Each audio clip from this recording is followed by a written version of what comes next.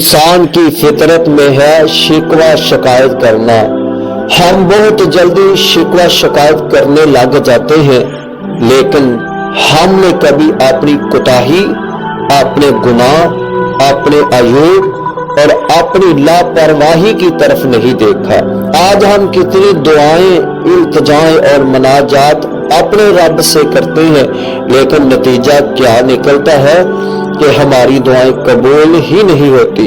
کبھی ہم کسی مولانا سے دعا کرواتے ہیں، کبھی ہم کسی سے دعا کرواتے ہیں، ہم سب کچھ کرتے ہیں کہ کسی طرح ہماری دعائیں، ہماری تمنائیں پوری ہو جائیں، لیکن اے میرے قبلے بھائی، تم سب کچھ کرتے ہو، کیا آپ نے اپنے پیٹ کی طرف دیکھا ہے؟ غور کیا ہے کہ میں اپنے پیٹ میں کس طرح کا لقمہ ڈال رہا ہوں؟ کیا حلال کا ہے یا حرام کا ہے؟ اگر حرام کا ہے تو پھر شکوہ شکایت کیسے؟ یہی وہ عیب ہے، گناہ اور لاپرواہی ہے، جس کی وجہ سے ہماری دعائیں قبول ہی نہیں ہوتی۔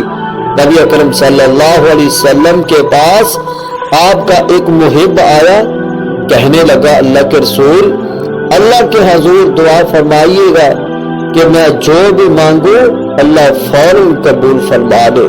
تو آقا علیہ الصلوۃ والسلام نے کیا کہا تھا؟ آقا علیہ الصلوۃ والسلام نے فرمایا، اے سعد، اپنی روزی کو حلال کر لے، ہر دعا قبول ہوگی۔ اللہ رب العزت نے حضرت سعد رضی اللہ تعالی عنہ کو مستجاب الدعوہ بنا دیا۔